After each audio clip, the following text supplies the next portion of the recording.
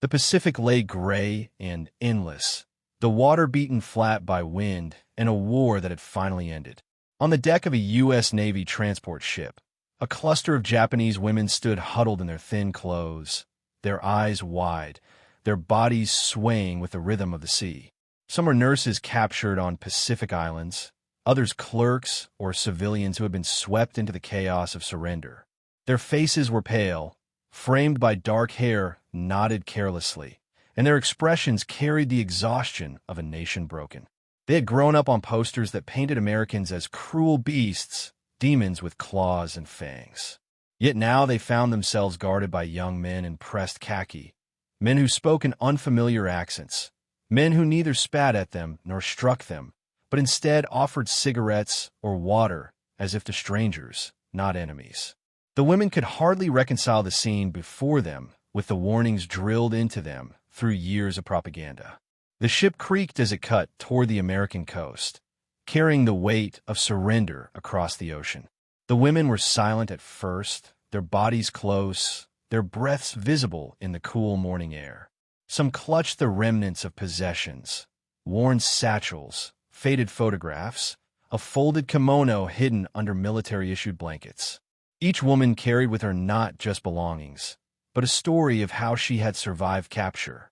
One, a nurse of 28, had been stationed in a field hospital on Saipan, where she watched friends leap from cliffs rather than fall into American hands. Another, barely 21, had been working as a typist in a garrison office when U.S. troops surrounded the island. A third, older than the rest, had been caring for children in a missionary compound when surrender swept them all into captivity. Their journeys were different, but they shared the same dread. What awaited them in the enemy's land?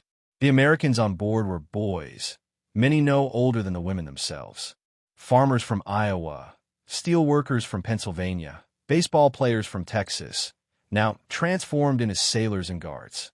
They walked the deck with casual authority, rifles slung loosely, smiles flickering when they caught the prisoners staring at them. One soldier, amused, held out a Lucky Strike cigarette, tapping the pack with 2 fingers before extending it like a peace offering. The women recoiled at first, unsure if it was a trick. When one finally accepted, her hands trembling, the soldier only nodded and lit it for her. It was a simple gesture, but it cracked something in the wall of fear built up over years of indoctrination. These were not monsters. They were unsettlingly just men. The sea voyage was long, and time aboard the transport blurred. Meals arrived at regular intervals, trays of bread, soup, sometimes even meat. The women were stunned by the abundance. Though some could not swallow it, their stomachs knotted by nerves. Nights were colder, the bunks hard, and whispers filled the dark as they tried to make sense of where they were headed. A few whispered rumors. California, maybe Texas, places whose names sounded foreign and enormous. None had seen America, though many had heard of it as a land of arrogance, skyscrapers, and endless machines. To imagine themselves within it was as impossible as imagining peace after years of air raids and rationing. Yet the most unsettling realization came not from fear of what awaited, but from the sight of the Americans themselves. Compared to the men the women had known in Japan, thin from rice shortages, hollowed by years of conflict, the Americans seemed impossibly tall, broad-shouldered, filled with energy. Their uniforms fit easily. Their boots shined. Their laughter rose above the wind. The women watched them secretly, astonished at their health. They had been told Americans were decadent and weak, soft from luxury. But these men, with their clear eyes and athletic builds, seemed anything but weak. The contradiction gnawed at them, a silent wound to their sense of truth.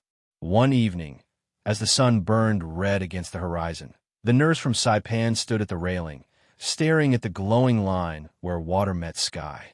An American sailor, barely older than 20, leaned a few steps away, smoking. For a long time, they shared the silence, 2 figures from opposite worlds. When the sailor finally spoke, his voice was gentle, almost shy. "You'll be safe there." She did not understand his words, but his tone carried something she did. Not menace, not hatred, perhaps even kindness. She turned away quickly, unsettled by how human it sounded. Inside the cabins, conversations grew bolder. One young woman whispered that the guards looked like actors from American films she had glimpsed before the war.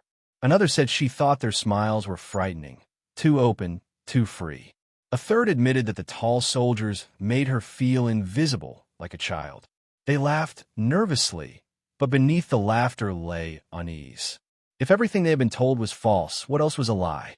If the enemy was not grotesque, but handsome, not vicious, but courteous, then what had all this suffering been for? Their minds wrestled with questions they could not yet answer.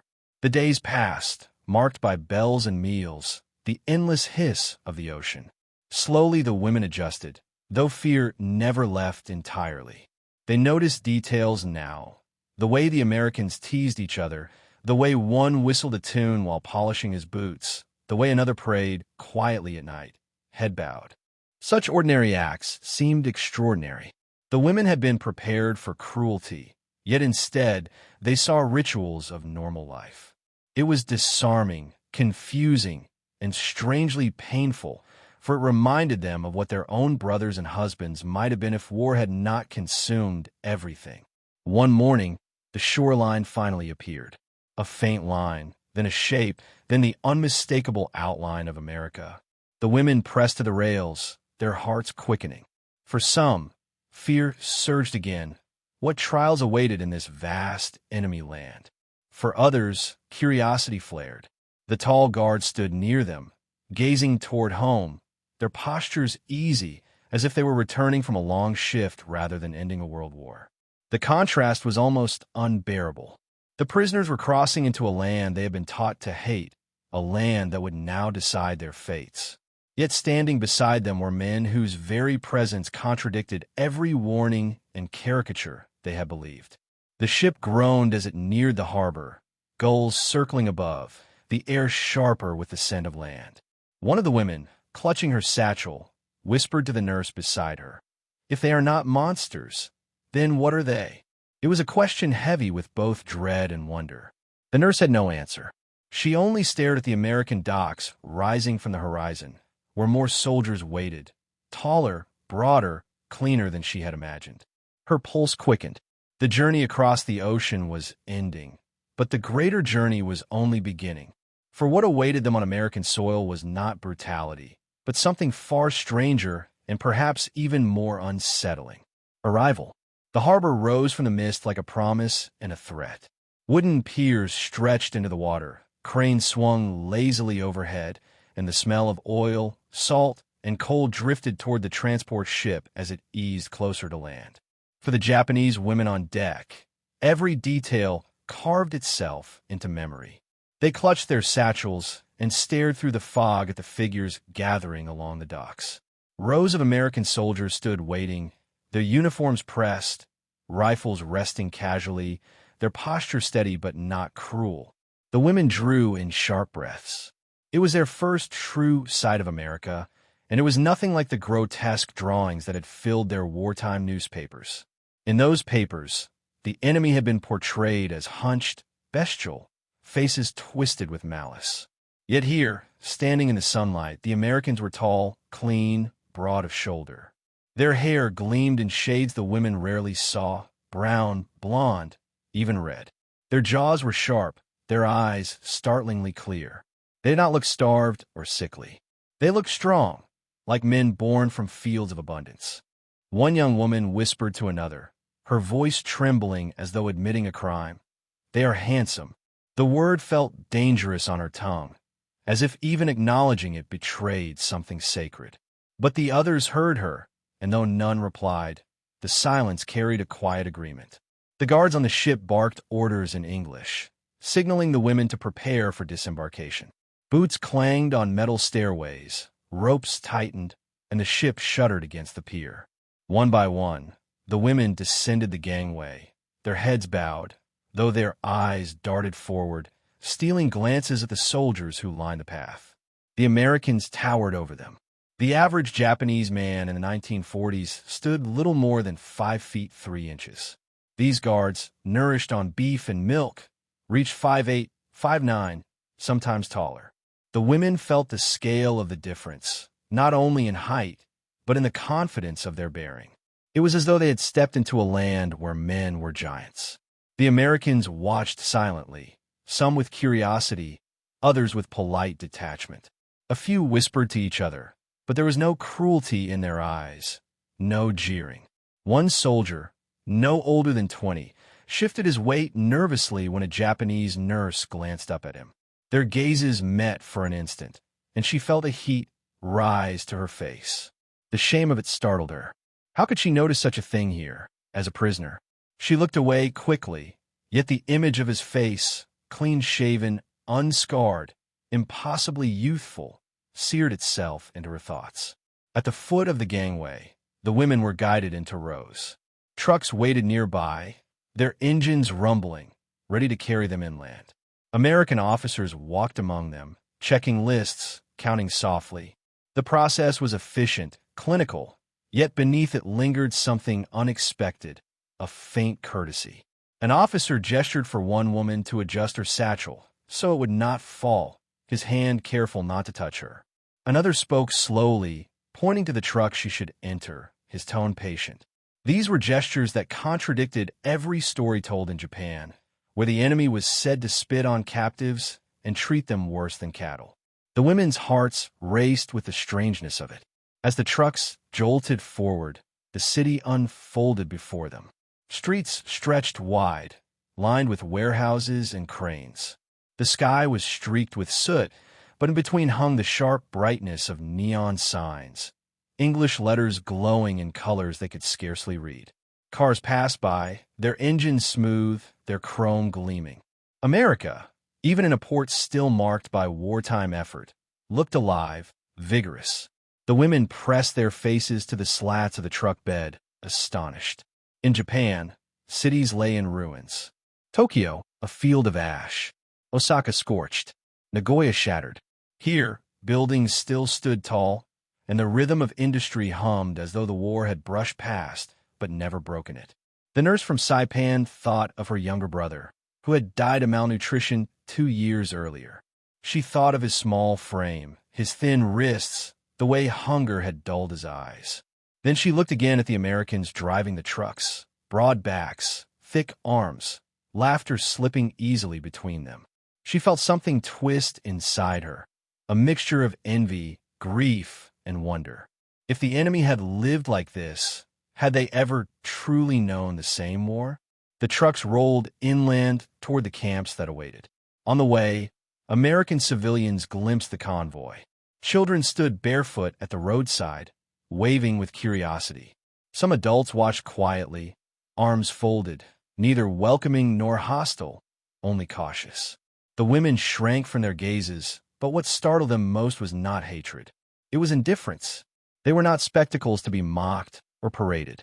They were simply another part of the war's aftermath. That anonymity was both relief and sting. To be invisible was safer, yet it also reminded them how powerless they had become. Inside the truck, whispers spread. The 21-year-old clerk leaned toward the nurse, her voice barely audible. They looked like film stars. The gates clanged shut behind them. But what lay inside was not the grim barracks of their imagination. The American camp stretched across rolling fields, its wooden huts neat and aligned like rows of barns, its fences tall but not menacing. Guards walked the perimeter with rifles resting lazily on their shoulders, their expressions more bored than brutal. The women clutched their satchels and stepped across gravel paths that crunched underfoot, their hearts beating in disbelief. They had expected darkness, cruelty, cages. Instead, they found order, cleanliness, and a faint smell of baking bread drifting from the kitchens. On the first morning, they were woken not by shouts, but by a bell that rang through the camp like a schoolyard chime. They lined up hesitantly for breakfast, each tray filled with things almost unthinkable after years of scarcity. Scrambled eggs, bread thick with butter, even bacon sizzling on tin plates. The younger women stared at the food, unable to believe it was truly theirs. One nurse whispered to the clerk beside her, "This would feed a family for a week in Tokyo." The clerk only nodded, her eyes brimming. For months they had lived on thin rice gruel, on weeds boiled in water. Here, in the enemy's land, they were handed more than they had dared to imagine. Some wept silently as they ate, ashamed that their first tears in captivity came not from cruelty, but from kindness. Life inside the camp unfolded with an unexpected rhythm. Each day followed a schedule: meals, roll calls, medical checks, work details for those willing. The women were given uniforms of plain fabric, neither demeaning nor harsh, just clothing sturdy enough for chores. They were housed in separate barracks from the men, their quarters lined with wooden bunks and thin mattresses. At night, whispers filled the darkness, questions of home, fragments of memory, confessions of disbelief. They spoke of husbands lost, of brothers who had marched into jungles and never returned, of children they might never see again. And always, beneath the grief, came the same astonishment. Why were they being treated with dignity in the land of their conquerors? The Americans, too, seemed uncertain. Guards approached with politeness, handing out soap, showing where the showers were, explaining slowly, sometimes with gestures, how to use unfamiliar things. One soldier laughed gently when a woman stared in wonder at hot water gushing from a tap. "It's just plumbing," he said, not realizing the miracle of it for those who had endured years of rationing. Another time, when one woman struggled to carry a crate, a guard stepped forward, taking it from her hands with a sheepish smile. The interaction was brief, but afterward she whispered to her companions, "I thought he would strike me." Instead, he helped. The contradiction gnawed at them daily, forcing them to unlearn what they had believed unshakable. Not all moments were gentle. The women were prisoners, still watched constantly, their movements restricted. The fences reminded them of that with every glance, and the guards' rifles were never far. But cruelty did not define the place. Instead, what defined it was the strange blend of abundance and restraint, as if the Americans had decided victory was best expressed not in punishment, but in proof of their own strength, feeding the enemy, housing them cleanly, allowing them to work. These became subtle demonstrations of power, gestures that said, "We are strong enough to be merciful."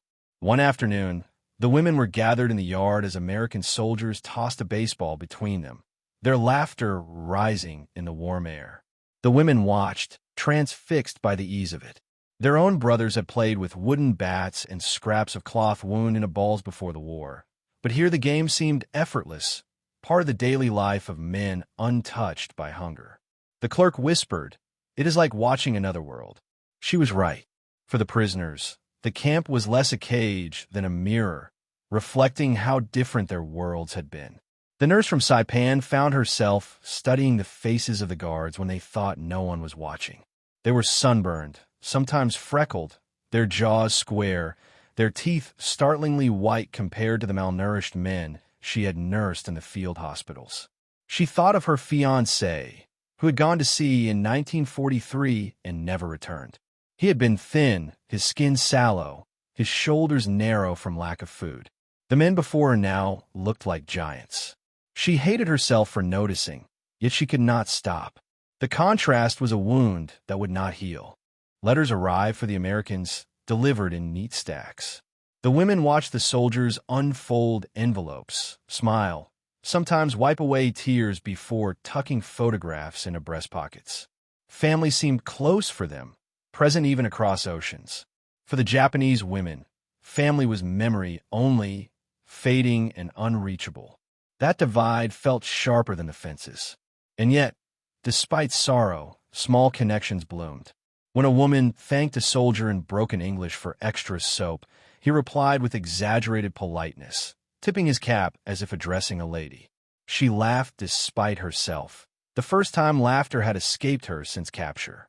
Another day, when a storm swept through the camp, the guards rushed to secure windows and roofs, one shouting instructions as though protecting his own home. The women helped too, hauling what they could, surprised at the shared urgency. For a brief span, captor and captive worked side by side against the wind, and afterward the memory lingered. Reports from the International Red Cross noted the unusual fairness of American prisoner camps. contrasting them with the brutal records of Japanese camps across Asia. The women did not see the reports, but they lived the truth of them in their daily routines. Soap, bread, clean sheets. They experienced a world turned upside down. Kindness itself became disorienting. Some lay awake at night, asking if it was a trick, if the cruelty would come later. Others whispered that perhaps Americans were not what they had been told at all. The days lengthened, and the shock softened into uneasy familiarity. The women learned the rhythms of camp life, the taste of white bread, the warmth of hot showers, the sound of baseballs smacking into gloves. Yet beneath this new normal pulsed a constant question. What did it mean that their enemy treated them better than their own army sometimes had? If war had been built on lies, what truths were left to trust? One evening, as dusk painted the sky in purple light, the nurse lingered near the fence, staring at the guards silhouetted against the fading sun. Their laughter carried across the yard, careless, alive. She felt a pang deep in her chest, not just of loss, but of something harder to name, a recognition that the world was larger, more complicated than she had ever believed. She pressed her hand against the rough wood of the barracks wall, steadying herself, as the thought formed unbidden. Perhaps the true captivity was not these fences, but the lies she had carried into them. Winter and transformation. Winter settled over the camp, softening the edges of the barracks with frost, muting the clang of gates with snow. The women wrapped themselves in issued coats, their breath rising in pale clouds, and walked the yard where guards now stamped their boots to keep warm. It had been months since they had arrived, months since the ship first revealed the shock of tall American soldiers on the dock. In that time, their fear had dulled into a sharper, more complicated awareness. They were still prisoners, still bound by fences, but they had begun to see the men around them less as faceless enemies, and more as young lives parallel to their own. The nurse often lingered by the kitchen window, watching soldiers unload sacks of flour or crates of apples. She thought of her fiancé, lost to the sea, and felt a grief made heavier by the vitality of the men before her. They whistled while they worked, tossed apples between them, as if the world had never burned. She could not decide if the sight was comforting or unbearable. Her heart wrestled with contradictions. Hatred taught by war, gratitude awakened by survival, and a strange, reluctant admiration for the enemy who had not crushed them, but fed them. Evenings in the barracks became quieter, though whispers still wove through the dark.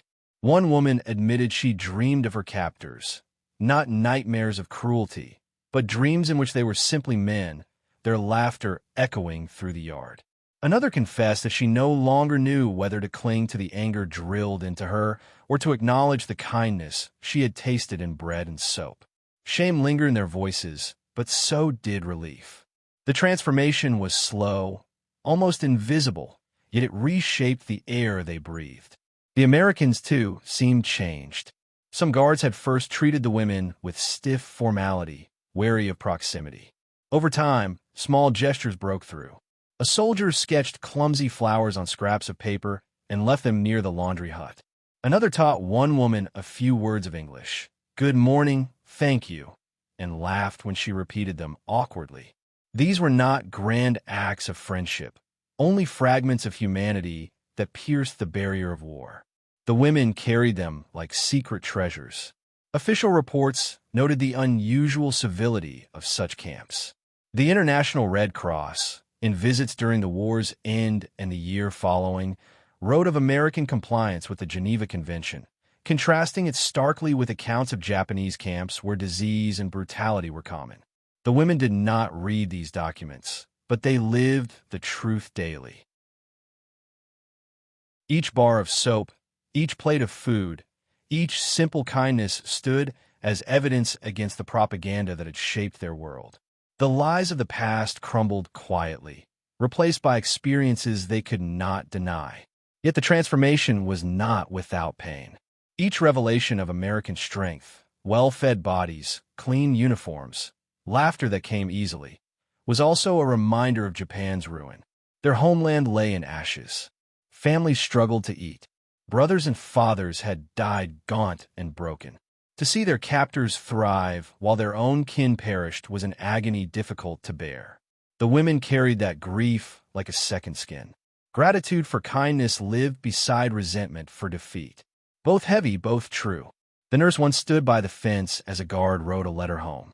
His pencil scratched steadily, his lips moving slightly with each word. When he paused, staring off toward the horizon, she wondered who he wrote to: a wife, a sweetheart, a mother. She thought of the letters she would never write, the faces she would never see again. A bitter truth struck her. This man, her captor, might know more joy and peace in his lifetime than her fiancé ever had. She turned away quickly, but the thought lingered, haunting. Seasons turned, and the war's echo softened into memory. The women began to mark time, less by fear and more by small rituals.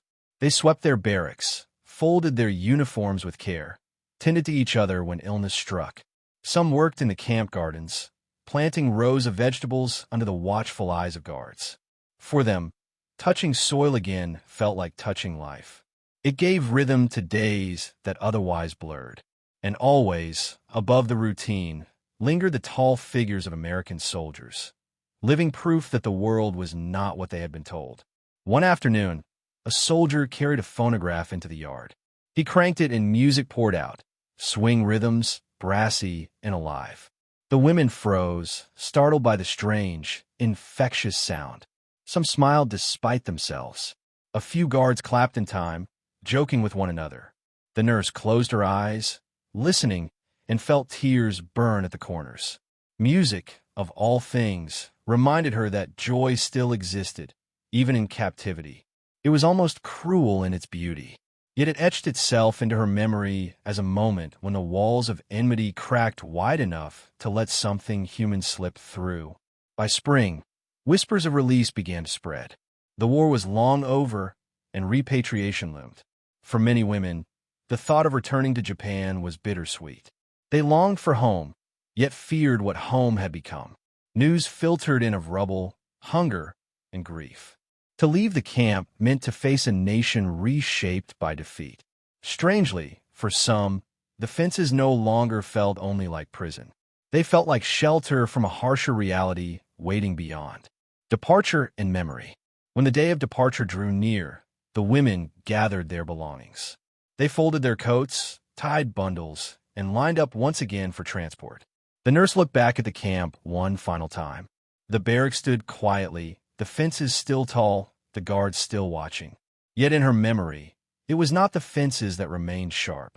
It was the smell of bacon in the mornings, the hot showers, the polite gestures, the tall soldiers tossing a baseball in the sun. These details would travel with her long after the gates closed behind her. As the trucks rumbled toward the port, the women whispered to each other, not of monsters, but of men. They looked like film stars. One said again, this time without shame. Another added softly, "They treated us better than we expected." The nurse remained silent, her eyes fixed on the road ahead. She felt a shift inside her, not toward love or admiration, but toward something heavier. The knowledge that truth had been more complicated than she had ever believed. War had been built on lies, but in captivity, she had glimpsed something undeniable. At the harbor, the ships waited, gray hulks ready to return them to the ashes of Japan. The women climbed aboard, their satchels clutched, their hearts torn. Behind them, America receded, a land of contradiction, of defeat and unexpected mercy, of tall, handsome men who had shattered every story they had been told. As the ship's engines roared to life, the nurse pressed her hands together and whispered a prayer. Not for victory, not for revenge, but for understanding. She did not yet know what awaited in her homeland, but she knew one truth would remain with her forever. The enemy had looked into her eyes and treated her as human. And that memory, both painful and luminous, would not fade. The journey home was quieter than the journey to America had been.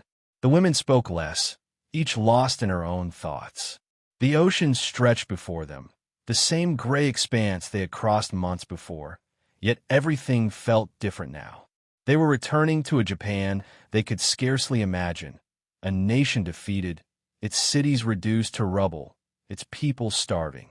But they were also returning with something unexpected, a truth that could not be unlearned. The younger clerk stood at the railing one morning, watching dolphins leap alongside the ship. She thought of the American soldier who had taught her to say "good morning" in English, who had smiled when she mispronounced it, who had never once raised his voice or his hand to her. She wondered if he had made it home safely, if he was thinking of the war, if he remembered the Japanese women in the camp at all. Probably not, she thought. For him, they had been just one assignment among many, a brief chapter in a long story. But for her, those months had rewritten everything she thought she knew about the world. An older woman joined her at the railing, her weathered face turned toward the horizon. She had been a teacher before the war, had taught children about duty and honor and the divine nature of their emperor. Now those lessons felt hollow, replaced by the memory of hot showers and clean sheets, of guards who had carried crates for her when she struggled, of a nation so abundant it could afford to be kind to its enemies. "What will you tell people when we return?" the clerk asked quietly. The older woman was silent for a long moment. "The truth," she finally said, "though I do not think they will believe it. Will you tell them about?" The clerk hesitated, choosing her words carefully. "About how they looked, about how they treated us." The older woman's expression hardened slightly. "That is not for polite conversation. We are still Japanese women. We still have our dignity." But even as she said it, both women knew the truth would leak out eventually. In whispered conversations, in quiet moments between friends, the stories would spread. Of American soldiers who looked like movie stars, of camps where prisoners were fed better than many Japanese civilians, of an enemy who had defeated them utterly and then shown them mercy. It was a truth that would complicate the narrative of the war for years to come. Below deck, the nurse from Saipan sat on her bunk, organizing the few possessions she had accumulated during captivity. There was the coat they had given her, sturdy and warm. A bar of soap, still wrapped. A small photograph one of the guards had given her, not of himself, but of the American countryside, rolling hills and farmland stretching to the horizon. "So you remember," he had said simply, pressing it into her hands on the day of departure. "So, you know what we were fighting for." She stared at the photograph now, at the peaceful landscape untouched by war. It was so different from the bombed-out cities she was sailing toward, so different from the hunger and devastation that awaited. She thought of her fiancé, who had never seen such abundance, who had died believing America was weak and corrupt. If only he could have seen what she had seen. If only he could have known that the enemy was not weak, but overwhelmingly strong.